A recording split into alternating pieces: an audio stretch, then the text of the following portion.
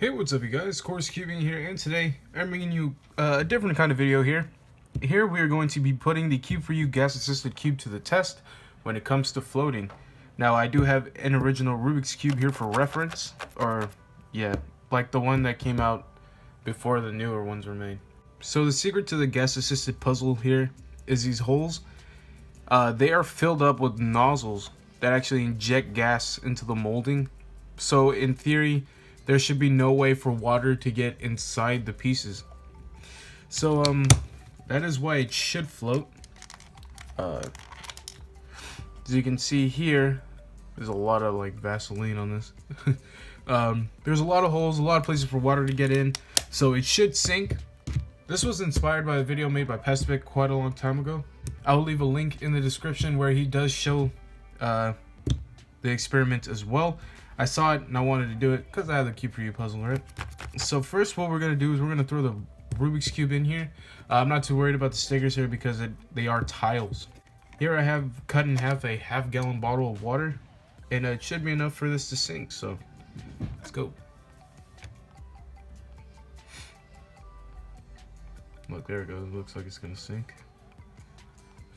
Maybe we can get a little bit lower with the shot here. So now we can see it a little bit better.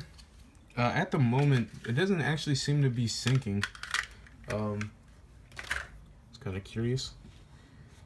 I thought that was like a big deal, right? It's supposed to be sinking. Let me see. If we hold it.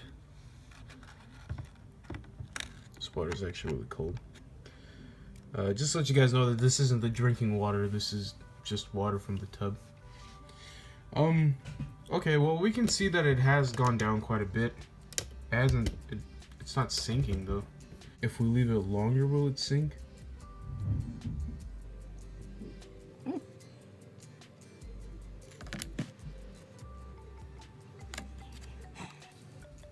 Well, I mean, it seems like the cube isn't really sinking. It's not gonna sink.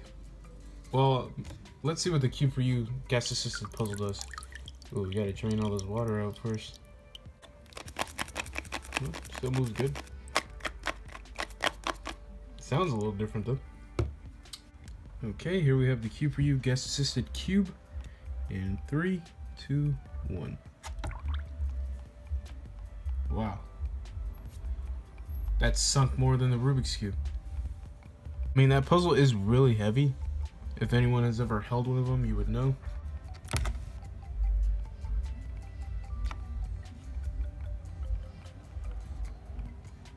Okay, well, I mean, it's not sinking, that's for sure. I'm kind of curious though, like, does any puzzle sink?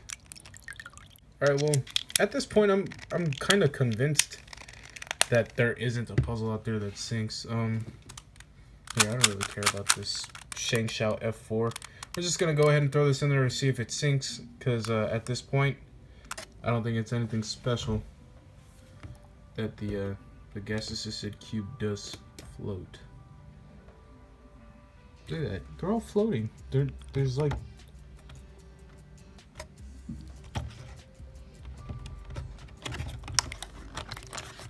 Maybe if I move some layers.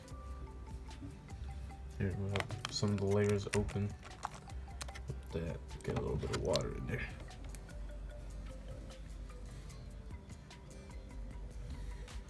No, it doesn't really seem to make a difference.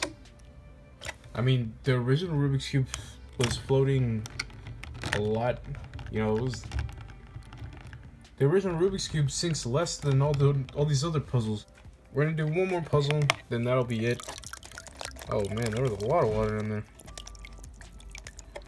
Okay, so the last puzzle we're gonna throw in there is going to be the Land 3x3. So let's see if this one sinks. Okay, well, initially it's not sinking, right? See if we push it down. Ooh, some air bubbles being let loose right there. Let's see. And it floats. All right, now I'm convinced that every cube floats.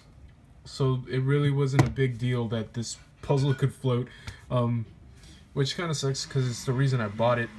I guess there's not much left to say at this point, right? Like, they float.